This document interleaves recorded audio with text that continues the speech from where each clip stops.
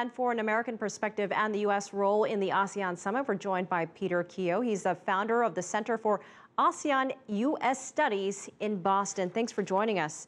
Do you consider this year's ASEAN Summit a success? Do you consider it significant with Myanmar playing host to this event?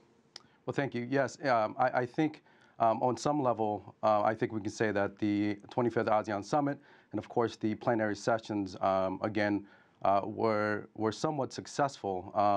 But I can also say that when we think about the role of the United States, particularly in its participation with the 25th ASEAN Summit, I think it's fair to say with some degree of certainty that this was a one-man show. China really did come through, you know, as you've duly noted, proposing $20 billion in loans, but also coming through and saying that when it comes to issues of the South China Sea, that they would want the United States to basically take a side role and not really get involved in the discussions, and they'd want the discussions to be very much a bilateral discussion between claimants, particularly the four claimants of ASEAN and also with China.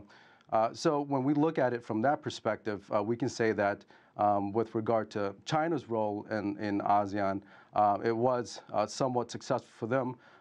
But again, when we think also about Myanmar as the host of ASEAN, I think we can say that President Barack Obama was, I think, somewhat concerned about the issues that are happening on the ground there in Myanmar, particularly with regard to two things. One, political reforms or the lack thereof, and two, the issue regarding the ethnic minority, Rohingya Muslims.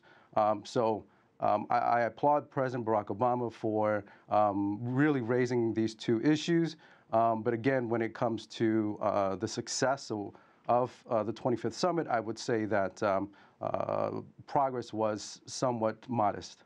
I want to ask you again about the territorial disputes in the South China Sea, the tensions on the Korean Peninsula. These were issues that were highly anticipated ahead of this ASEAN Summit. Want to get your thoughts on the hotline that we mentioned. Do you think some progress was made, enough progress is made in this area that it could be built upon? And that's a great question, and I agree with your previous commentator. I think it's progress, but it's certainly not a big potato, to use his words.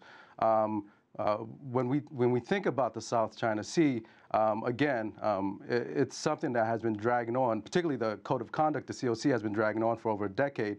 And partly, that's partly a result of the South China Sea disputes falling into two camps, as your show has noted. So on the one camp, you have China sort of saying, again, you know, this is a bilateral concern, and so we will deal with this bilaterally, which of course raises a series of questions, particularly around the Spratly Islands and vis-a-vis some of the ASEAN claimants.